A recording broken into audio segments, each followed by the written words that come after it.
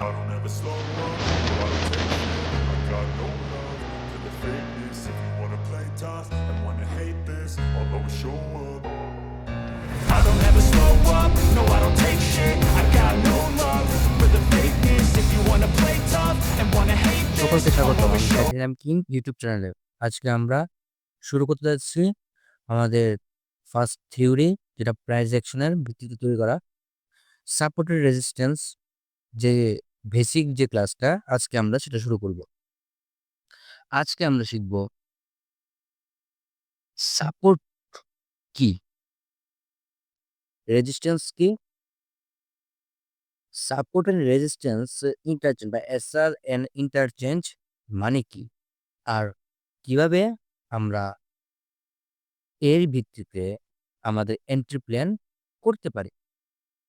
তো চলুন দেরি না করে আমরা আমাদের আজকের ক্লাসটা শুরু করি।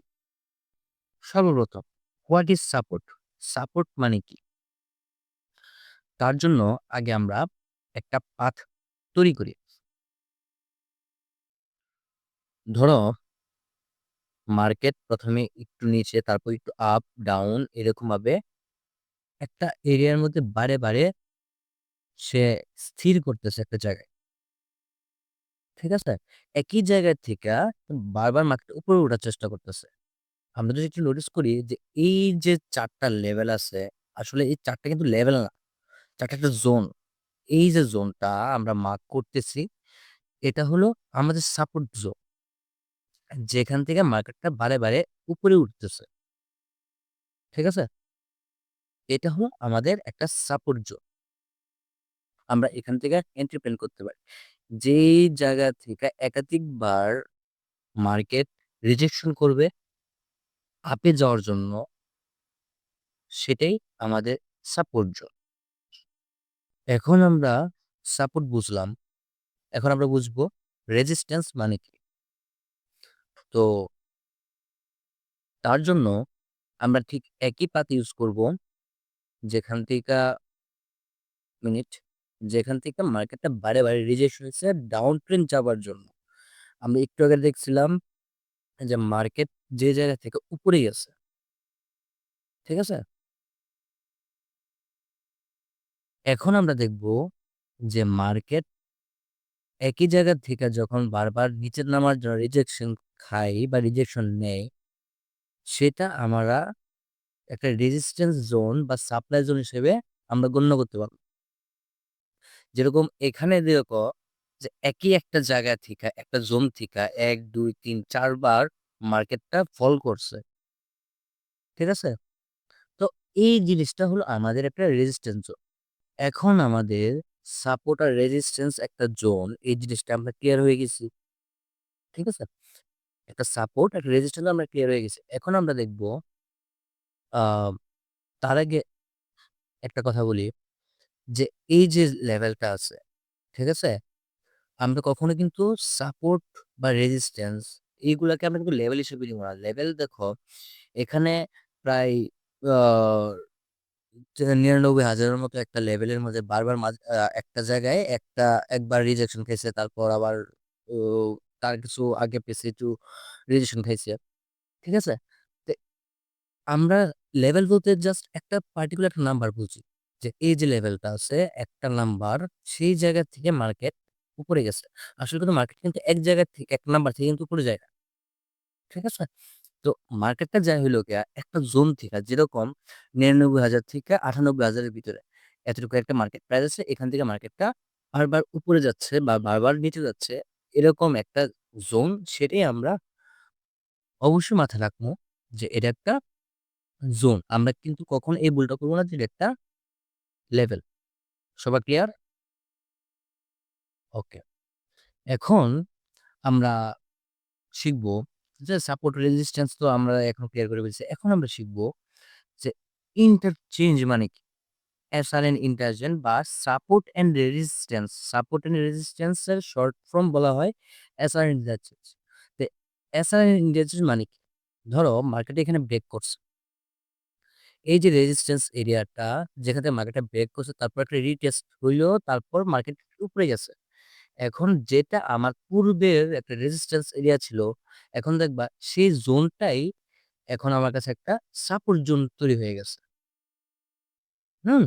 যেটা আমার জন্য আগে একটা রেজিস্ট্যান্স জোন ছিল, এখন সেটা আমার কাছে একটা সাপোর্ট জোন হয়ে গেছে। এটাই এই লেভেলটা। যেই লেভেল থিকা সরি যেই জোন থিকা আমার সাপোর্ট থিকা রেজিস্ট্যান্স থেকে সাপোর্ট তৈরি হইছে, সেটাই আমার জন্য একটা এসআরএন ইন্টারচেঞ্জ, সেটা অবশ্যই মাথায় রাখবা।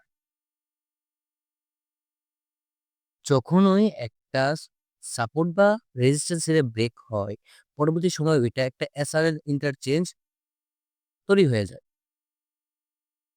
আমরা এই জিনিসটা অবশ্যই মাথায় রাখবো। এতটুকু ক্লিয়ার? ওকে। এখন আমরা দেখি লাইভ মার্কেটের মধ্যে জিনিসটা কিরকম দেখায়। আমরা তো জাস্ট এখন বইয়ের ভাষায় পড়লাম। এখন আমরা দেখি লাইভ মার্কেট জিনিসটা কিরকম দেখায়।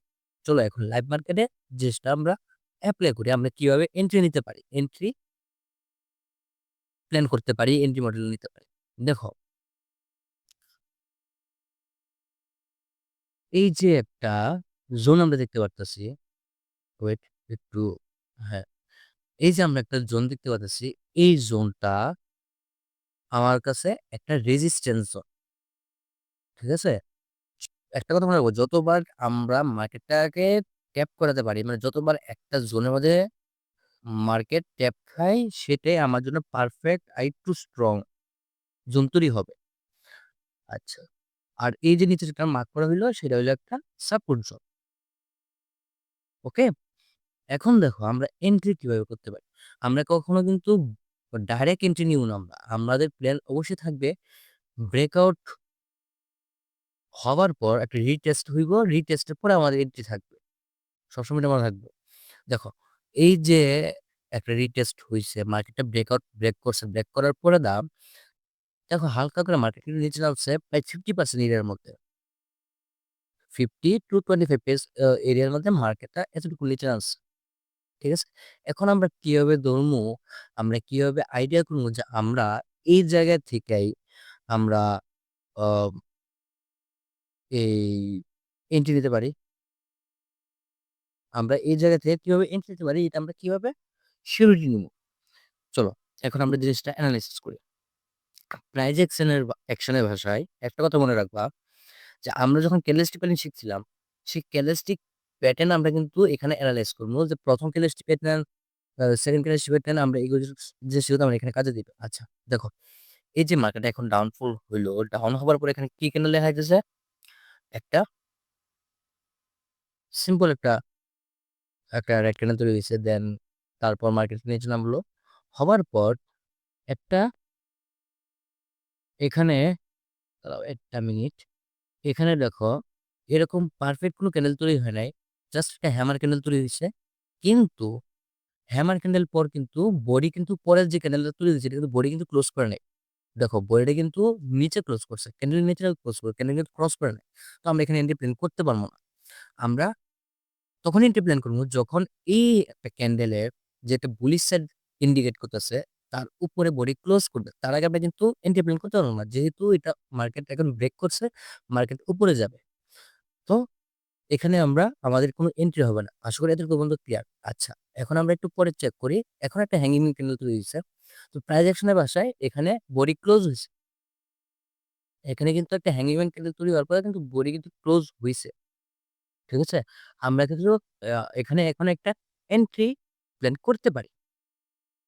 ওকে? চলো এখানে আমরা একটা এন্ট্রি প্ল্যান করি। আমাদের ঠিক যেখানে বডি ক্লোজ হইব আমরা সেখানে এন্ট্রি নিবো।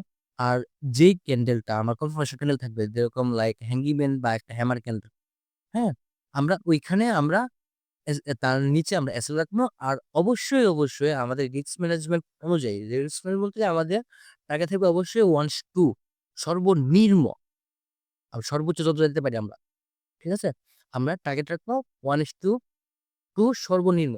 কিন্তু দেখো আমরা যখন আ এন্ট্রিটা নিছি, পরে কিন্তু মার্কেটটা ক্র্যাশ করছে। আমরা কিন্তু এসএল হিট হইছে। মনে রেখো আমাদের কিন্তু ১ম এন্ট্রি কিন্তু লস। ফার্স্ট এন্ট্রি কিন্তু আমার লস। তারপর আমরা সেকেন্ড এন্ট্রি প্ল্যান করতেছি। এখানে কি ক্যান্ডেল তৈরি হইছে? একটা রেড ক্যান্ডেল তৈরি হইছে। দেন একটা গ্রিন, আর এরকম কোনো কিছু নাই। এখানে একটা একটা সুন্দর একটা হ্যাঙ্গিং কিন্তু তৈরি হইছে। তো এখানে কিন্তু আমার একটা এন্ট্রি পেল হতে পারে। বডি ক্লোজ কিন্তু হয়ে গেছে এখানের পরে। সবাই যেহেতু প্রশ্ন করতেছে, আমি প্রশ্নের উত্তর কিন্তু দিয়ে দিতেছি। এখানে প্রশ্ন অনেকেই করবে যে এখানে যেহেতু বডি ক্লোজ আমরা এখানে এন্ট্রি নিতেছি, নিই না কেন? আমরা নিমু, নিলে লস হবে কিন্তু দেখো। আমরা এখানে একটা এন্ট্রি নিতেছি। এই বডি ক্লোজ হইছে, বডি ক্লোজ এই জায়গা থেকে আমাদের এন্ট্রি। আর আমাদের এসএল থাকবে ঠিক হ্যাঙ্গিংম্যান ক্যান্ডেলটার নিচে। হ্যাঙ্গিংম্যান ক্যান্ডেলের নিচে আমরা এন্ট্রি থাকবে, এসএল থাকবে। আর আমাদের যে টার্গেটটা থাকবে, সেই টার্গেট থাকবে অবশ্যই সর্বনিম্ন 1:2। কিন্তু আমরা এখানে দেখতেছি আমাদের লাস্ট যে সুইংটা হয়েছিল, হ্যাঁ, একটা মিনিট, আমরা লাস্ট যে সুইংটা হয়েছিল সেই সুইংটা কতটুকু পর্যন্ত? সেই সুইংটা সেই সুইংটা হ্যাঁ এতটুকু তো ঠিক আছে। তা আমাদের কিন্তু পরে এসএল হিট হইছে। এখন আমরা থার্ড এন্ট্রি প্লেয়ার করব। যে থার্ড এন্ট্রি, আমাদের কিন্তু ২ টা এন্ট্রি লস হইছে। সবাই কিন্তু মনে রাখো। এখন দেখো, আরেকটা ক্যান্ডেল, একটা প্যাটার্ন তৈরি হইছে, যেটা হলো গিয়া একটা ডোজি ক্যান্ডেল। ডোজি ক্যান্ডেল পরে একটা হ্যামার ক্যান্ডেল তৈরি হয়েছে, যে বডি ক্লোজ করছে। হুম? এখন আমাদের থার্ড একটা এন্ট্রি প্ল্যান হইতেছে। আর তাও কিন্তু এটা 50% এরিয়ার মধ্যে। এখন আমাদের থার্ড একটা এন্ট্রি প্ল্যান হইতেছে, আমরা এখানে একটা এন্ট্রি নিব। এন্ট্রি আর এসএল থাকবে সেই যে ডোজি ক্যান্ডেলটা আছে তার ঠিক নিচে। ঠিক আছে? সেই যে ডোজি ক্যান্ডেলটা আছে তার একটু নিচে আমাদের এসএল থাকবে। আর আমাদের টার্গেট থাকবে হলো গিয়া সেই আমাদের ব্রেকআউট পর্যন্ত।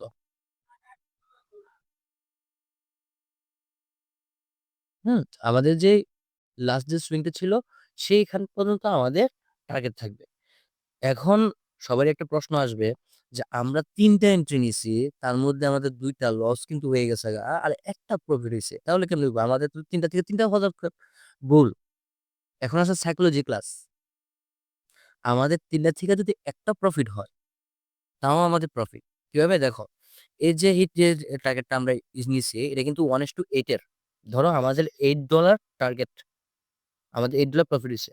আর বাকি যে ২ টা আমাদের লস হইছে, সেটা কিন্তু 1:3, 1:4 এর। তো ধরো আমাদের ওখানেও $1, $1 করে লস হইছে। টোটাল এখন $8 থেকে যদি আমরা $2 মাইনাস করে ফেলি, আমাদের প্রফিট কত থাকলো আর? $6, তাই না? তো দিন শেষে কিন্তু আমরাই কিন্তু প্রফিটে আছি। তো এটাই হইল গিয়ে আমাদের প্রাইস অ্যাকশনের সাথে আমাদের সাইকোলজি সাবজেক্ট। সাইকোলজি ক্লাস তো আরো পরে আছে। ঠিক আছে? আমাদের পারফেকশন এর দরকার নেই। আমাদের 100% পারফেকশন হইতে হবে এরকম না। আমাদের যদি ১০ টা ট্রেডের থেকে যদি ৫ টা ট্রেডও লস হয় বা ৬ টা ট্রেডেরও যদি লস হয়, আচ্ছা এটা তো কোনোভাবে সম্ভব না যে 40% আমাদের আ ইয়া থাকবে। আমাদের যে 40% উইন রেট হয়, যে বড়, বড় ট্রেডাররা থাকে তারা কিন্তু 40% উইন রেট থেকে কিন্তু তারা অনেক কিছু করতে পারে। যথেষ্ট আমাদের জন্য। তো আশা করি সবাই সাপোর্ট রেজিস্ট্যান্স সম্পর্কে কিভাবে আজকে শিখলাম যে সাপোর্ট আর রেজিস্ট্যান্স মানে কি, ইন্টারচেঞ্জ মানে কি, কিভাবে আমরা এন্ট্রি প্ল্যান করতে পারি। এখন আমাদের প্রাইজেশনের যে নেক্সট ক্লাস থাকবে সেটা হলো সিসিপির উপরে, মানে ক্যান্ডেলস্টিক চার্ট প্যাটার্নের উপরে। আমরা চার্টের অনুযায়ী আমরা কিভাবে এন্ট্রি প্ল্যান করতে পারি তার উপর।